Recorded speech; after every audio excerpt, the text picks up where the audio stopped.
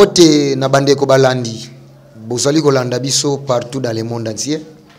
Bisika nyonso bozwami na mboka bapaya na mboka na ngai Congo na pesi bino nyonso mbote ngai ndeko na bino le prophète Timothée Matuba fils du tonnerre nazwa passion ya kolanda bino bisika bozali pona komisela bino sango malamu ya nkolo Yesu. Nazali mombu na Nzambe nazali humble serviteur de Dieu justement pour vous pona bino bozanda kabiso na GSM Info Télévision mbote peto pesi epa ya le pasteur responsable Francisco da Costa pona ko pesa biso vraiment libaku oyo akolegaka na chaîne oyo pona koteyaka sango malamu ekoma partout dans le monde entier. Ma pasteur Nzamba pambola yo, c'est un moyen que vous avez utilisé pour seulement accomplir la prophétie de Jésus-Christ et que ces messages seront prêchés partout dans le monde entier.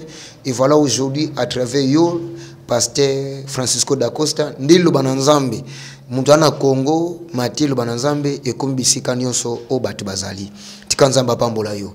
Et bien merci na bande ko bozolanda biso nzambe na biso apambola bino toye liboso na bino ko memela bino exhortation na ba oyo bazali na posa kozala consoler epai na nzambe na bomoi.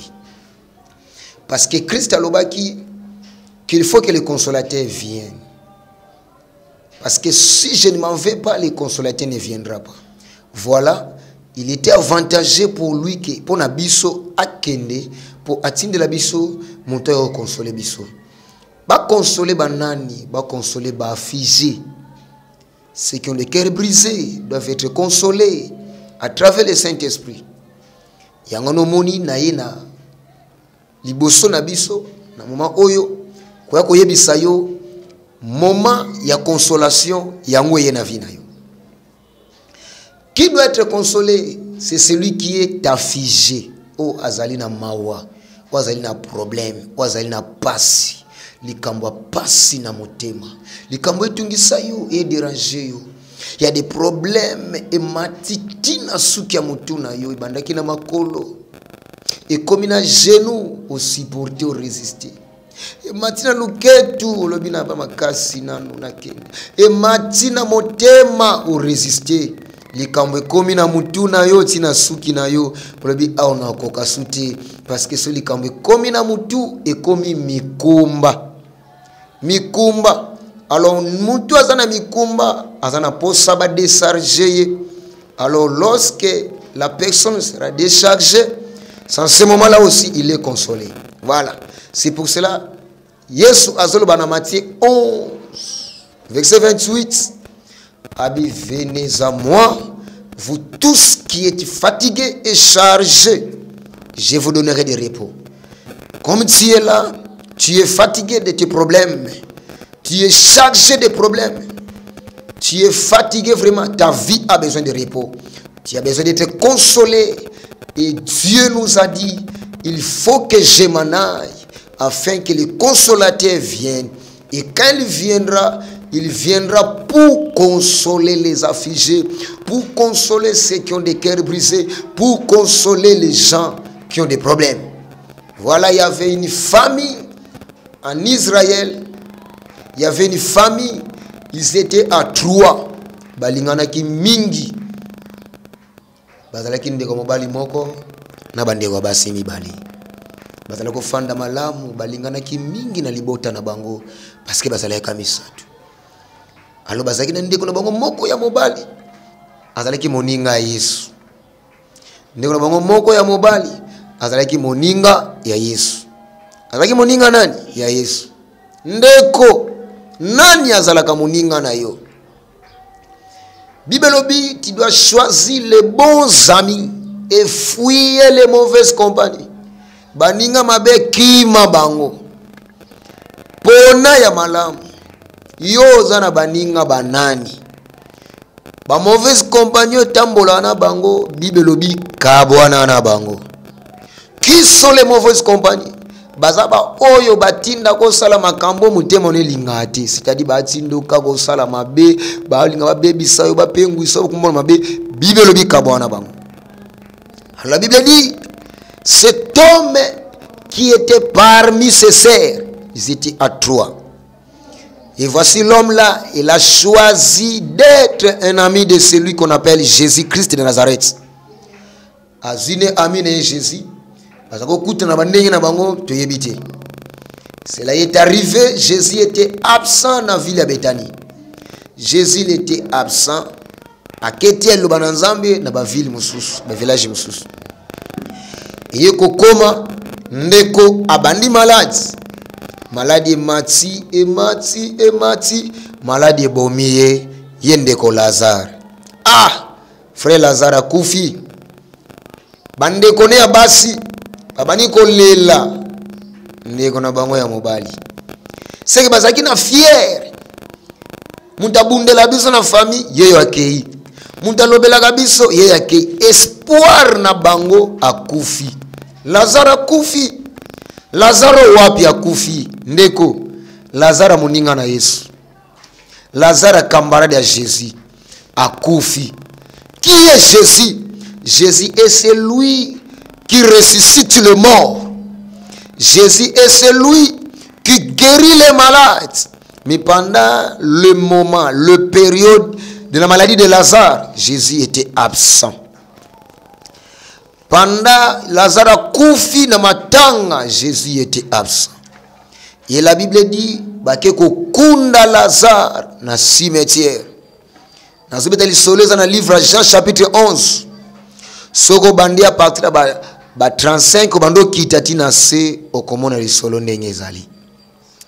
Bakecha Lazare na kunda. Lazare akoti na kunda. Bachena kata grotte. Bacheli banga na porte ya grotte. Bakangi Lazare. Lazare obimate.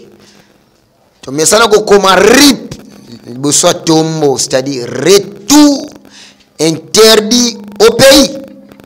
Mais la pierre au bachaki liboswa Lazare na kunda naye. Itali saki eza interdit Lazare azonga. Yalaba mtu bachana morgue. C'est-à-dire ate osekwi na kata morgue kuna bachono na tiroir tibayo ozaku tunatante. Donc le monde a fait des choses qui témoignent que l'impossible pour Lazare de retourner à la vie, parce que le monde en ce temps-là ne croyait pas à la résurrection des morts. C'est ce que j'aime de la parole de Dieu. Parce que Bible Binabiso, il est réservé à un homme de mourir une seule fois, après cela vient le jugement. Donc ils attendaient la résurrection pour le jugement et non la résurrection pour la gloire de Lazare. Oh brassa. C'est que il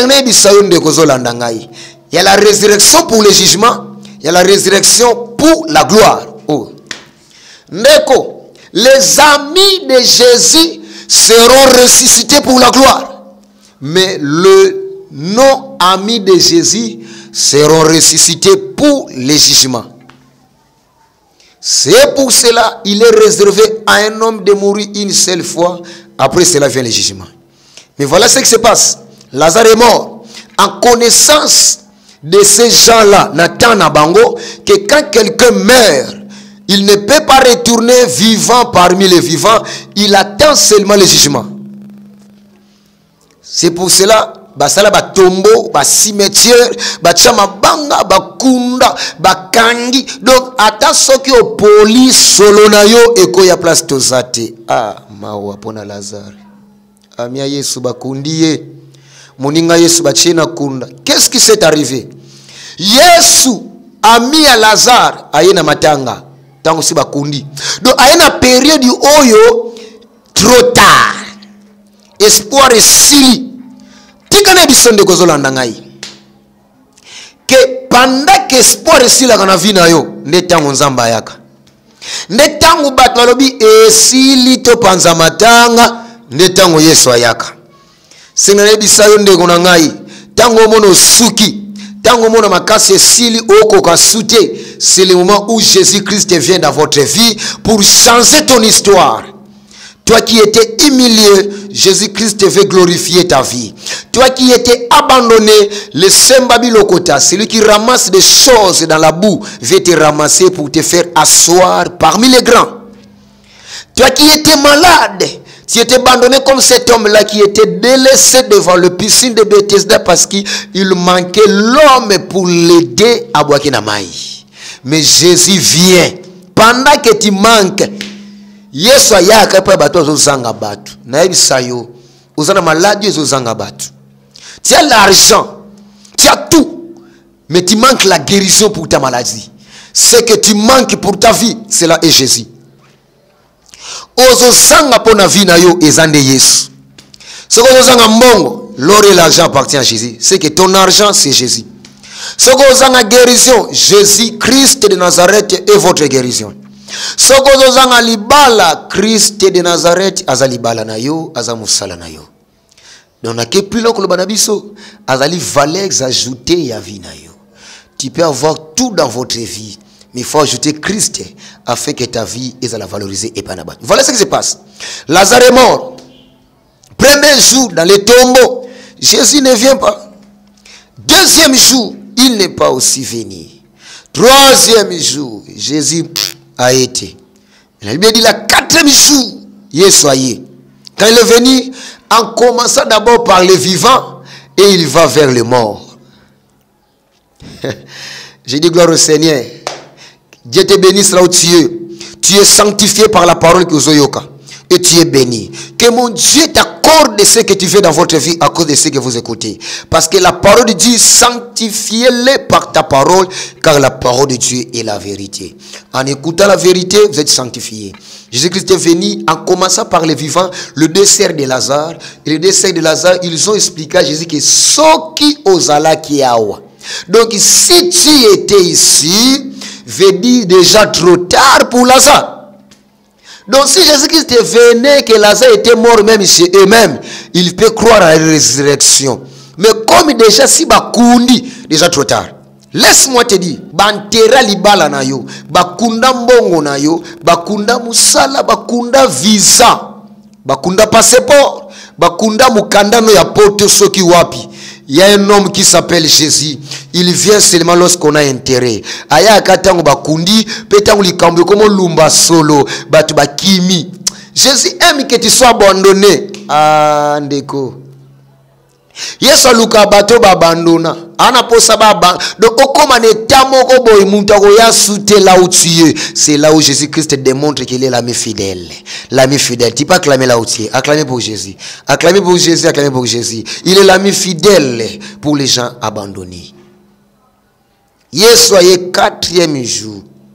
La sœur de Lazare dit, si tu étais ici, mon frère, angakufate, pe alingaka kundamate. Yesu a dit, ne t'ai-je pas dit que si tu crois, tu verras la gloire de Dieu. Oh Marie, si tu crois, tu verras la gloire. Pourquoi Jésus-Christ dit ici que si tu crois, tu verras la gloire? Parce que Christ savait, il veut accorder la résurrection dans la vie de Lazare pour la gloire. Donc Jésus-Christ veut accorder la résurrection pour la gloire et non la résurrection pour le jugement. Parce que la résurrection pour le jugement n'a pas besoin de croire. Automatiquement dans la prophétie, vous allez ressusciter pour être jugé. Pour qui? Pour ceux qui n'ont pas Jésus. Mais pour ceux qui ont Jésus, ils seront ressuscités que pour la gloire. Comprenez le suite, parce qu'il y a la résurrection pour l'enlèvement, c'est-à-dire être glorifié. Il y a la résurrection pour le jugement, c'est-à-dire être jugé après aller en enfer. Mais Lazare va être ressuscité pour la gloire. Christ a dit à la sœur de Lazare, ne t'ai-je pas dit que si tu crois, tu verras la gloire de Dieu? Jésus frémissant de nouveau en lui-même, Jésus pleura. Jésus a pleuré. Aleli muninga na ye, aleli kambaka na ye, muninga na ngai. Yesu atuni bango, où l'avez-vous mis boche wapi? Bakumbi Jésus ti na kunda Lazare. Tant bakomi na kunda Lazare, Jésus toujours nande kwa Lazare bazoko sala dialogue na bango. Yesu a dit, oh ma sœur, ne t'ai-je pas dit que si tu crois, tu feras la gloire de Dieu. Oui, je sais que na komona nkembo nzambe sona ndimi, mais na yebi que la sœur de Lazare dit à Jésus, je sais que Lazare va ressusciter des morts, mais na mokolo ya suka. Non, Jésus lui dit, mes amis ne vont pas ressusciter au dernier jour parce que la résurrection du dernier jour est pour juger, et pour le jugement. Donc, lycée quoi ya mokolo suka eza pour le jugement. Mais lycée quoi eza avant mokolo suka eza pour la gloire. C'est pour cela tous ceux qui sont en Jésus, oba kufa na kati na Yesu. La Bible dit dans le livre des Thessaloniciens, le mort en Christ ressusciteront les premiers, ensuite nous les vivants, nous serons enlevés ensemble dans les airs pour être glorifiés avec Jésus-Christ. Dis gloire au Seigneur. Amen. Donc, c'est pour te dire que Lazare a une contre-résurrection. Mais de quoi Lazare a un souvenir, il y a Maloba Moïse, et que à cause quoi on a Mokola Souka, oh résurrection Mokola Souka et ça pour un jugement. Mais Lazare ne peut pas passer dans le jugement parce qu'il est l'ami de Jésus. Tout celui qui n'est pas ami de Jésus-Christ de Nazareth, il passera dans le jugement. Il sera aussi ressuscité pour le jugement. Mais ami à Jésus, c'est quoi pour la gloire de Dieu. Alors maintenant, je vous exhorte, ma sœur, mon frère, toi qui m'écoutes. La Bible dit, rachetons le temps car les jours sont mauvais. Tu ne connais pas liwe koyela écoute wapi et kangelo wapi, mais pour que on en a garanti à cause c'est quoi pour la gloire. Tu dois voir Jésus-Christ dans votre vie comme Seigneur et Sauveur. Tu n'as pas encore reçu Jésus comme Seigneur et Sauveur. Ma sœur, mon frère, yamba Yesu. Ici osali le mokili. Osali nyonso basala na mokili. Osali kindumba, olangwe masanga, osakali na basi, osakali na mibali, osali nyonso olangwe olembaka mokili te jusqu'à quand? Soki liwa ekuti yo okende wapi? Soki liwa ekuti yo lelo okoseko pour la gloire te pour le jugement. Comprenons les suites. Ce que tu fais nous annonce dans quelle résurrection toi tu vas passer. Alors je vais pour te dire que Lazare était ami de Christ. Il ne peut pas passer dans la résurrection pour être jugé. Mais la résurrection de Lazare est pour donner gloire à Dieu pour la gloire de qui? De Lazare. Alors, Yesu Abisi Bango, Bolongo la Libanga, on a trouvé une grotte avec une grande pierre devant le tombeau de Lazare. On s'est empêché même Lazare Abima. Donc, c'est-à-dire, ici, chez Lazare, il n'y a pas de relation entre le milieu intérieur et le milieu extérieur. Et voilà ce qui s'est passé. Jésus s'est présenté le 4e jour devant le tombeau de Lazare. Yesu alobi bolongo lelanga libanga. Balongo libanga pour que Jésus puisse démontrer sa gloire. Je vais dire à quelqu'un, Jésus vient démontrer sa gloire dans votre vie. Yesu azana posa a démontrer gloire na ye na maladi na yo. Ana posa a démontrer gloire na ye na libala na yo. Ana posa a talisa nkembo na ye na parcours à vie na yo. Mais ce qui te demande, ôtez seulement la pierre. Lorsque vous allez ôter la pierre qui est dans votre cœur en termes de l'incrédulité et le doute, tu verras la gloire de Dieu. Dites amen là où tu es. Le bananga gloire au Seigneur. Le bananga sous gloire au Seigneur. Le bananga sous gloire au Seigneur. Nazebi sayo Jésus devant le tombeau de Lazare. Abisi bango ngana lingina tali sa gloire. Mi bolongo langa libanga. Soki bolongo libanga bokomona nkembo. Ah, eza bongo Bon, kolongo libanga eza pra moto andimi. Lokola la sœur de Lazare andimaki ki akomona nkembo ndamona kenolongo libanga. Ndina yoko yebisa yo. Vous avez un problème, vous avez likambo, et déranger yo, bakundi vina yo, bakundi libala, bakundi mbongo, bakunda passeport na yo. Jésus te demande maintenant là, ôtez-lui seulement la pierre qui est dans ton cœur. Ôtez-lui seulement l'incrédulité, longo la doute, longo la incrédulité face à l'évangile que vous écoutez. Lorsque vous allez élever l'incrédulité, lorsque longo la doute na motema na yo, c'est en ce moment-là Christ va déclarer en un seul mot comme il a dit, Lazare sort. Oh la broussaille. Christ peut crier, mais si la pierre est là, cette pierre-là empêche à la voix de Jésus-Christ de rencontrer Lazare là où il est et de revenir à la vie. Quelle est cette pierre qui peut empêcher la voix de Jésus de rencontrer le cadavre? Ce n'est que l'incrédulité. Isaka doute. Ndeko nangai. Il est que kanga gloire à Nzambe sale matin na vie na yo, eza doute ozalaka nango.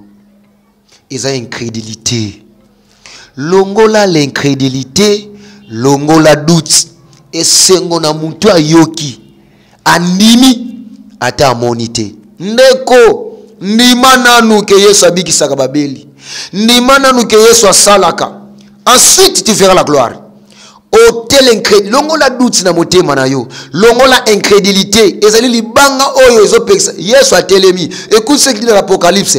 Je me tiens devant ta porte, je frappe. Oh, mais Jésus ponika ko kotite, habité nazobeta. Po basani bafongola, balongola libanga, bafongola. Yesu na mateya oyo azali bosa motema na yo.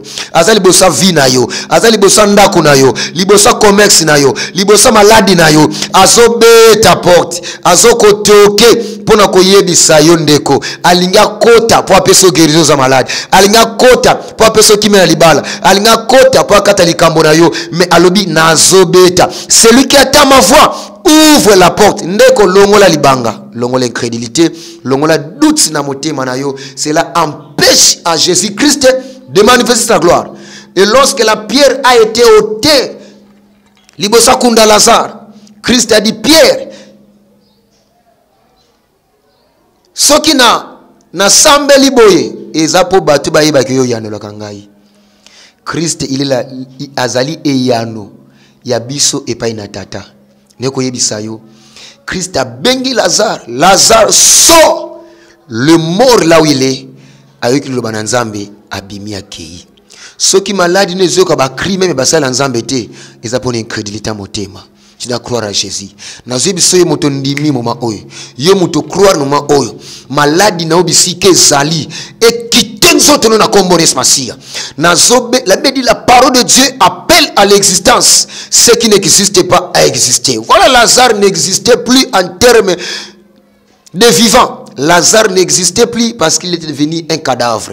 Mais la voix de Jésus-Christ a appelé Lazare de se manifester. Oh là, oh là, oh là, oh là. La voix de Jésus-Christ a appelé Lazare de sortir là où il est et de revenir parmi les vivants. Quelqu'un qui n'était plus compté parmi les vivants, il commence maintenant à être compté. Je te dis, la croix de Jésus veut dire, s'il y a des vivants, plus la croix, je suis compté. S'il y a des gens qui seront mariés cette année, plus la croix, je suis là. Que la voix de Jésus-Christ vous appelle. Même si on a enterré votre mariage, on a enterré votre vie, bakunda venir na yo.